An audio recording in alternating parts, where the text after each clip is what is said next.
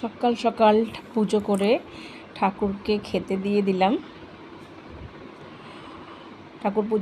ঠাকুরকে খেতে দিয়ে দিলাম, কারণ কাল অনেক রাতে বাড়ি ফিরেছি। আর আজকে তাই অনেক সকাল সকাল পুজো করলাম, করে একটা আতা এনেছিলাম আজকে ঠাকুরকে খেতে দেওয়ার জন্য। তারপর একটু প্রসাদ খেয়ে নিলাম, কারণ কাল রাতে ঠাকুরকে যে প্রসাদটা দিয়েছিলাম সেটা খেলাম। তারপর আমাদের পাড়াতে খিচুড়ি আর লাবড়া তরকারি দিয়ে গেছে।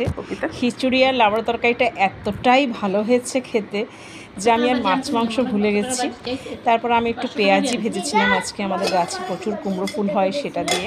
তারপরে মাছ মাংস তো ছিলই, আর আজকে বলির চাল কুমড়োটা এনেছিলাম, সেটা দিয়ে কালকে পাড়ায় যে বলি হয়েছিল সেই বলির চাল কুমড়োটা দিয়ে মা আজকে মুগের ডাল করেছিল, অসাধারণ হয়েছিল খেতে। তারপরে একটু চলে গেলাম, একটু টিউশনি করে ফেরার সময় পাড়ায় অনেক সুন্দর করে সাজিয়েছে। এবার কালী পুজোয় কোনোবারও এত সুন্দর করে সাজায় না, কিন্তু এবছর প্রচুর সুন্দর করে সাজিয়েছে এই জায়গাগুলো। আর আসার সময় একটু ফুচকা নিয়ে এসেছিলাম, কারণ কালী পুজোর দিন কিছুই খাওয়া হয়নি সেরকম। তো আজকে পরের দিন আসার সময় একটু ফুচকা নিয়ে এলাম, আর রাতের বেলায় নান বানিয়েছিলাম।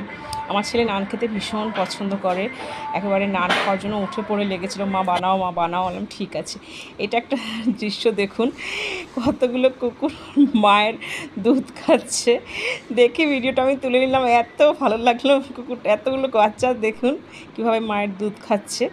আর সকাল সকাল আজকে গোবর্ধন পুজো আর অন্নকূট উৎসবও, তাই ঠাকুরকে আজকে সিমাইয়ের উপমা আর রসগোল্লা একটা দিয়ে দিলাম। তারপরে দুপুরবেলা অনেক রকমের মিষ্টি আর কানিকা করে ঠাকুরকে প্রসাদ চড়িয়ে দিলাম। আজকে অন্নকূট উৎসব আর গিরি গোবর্ধন পুজো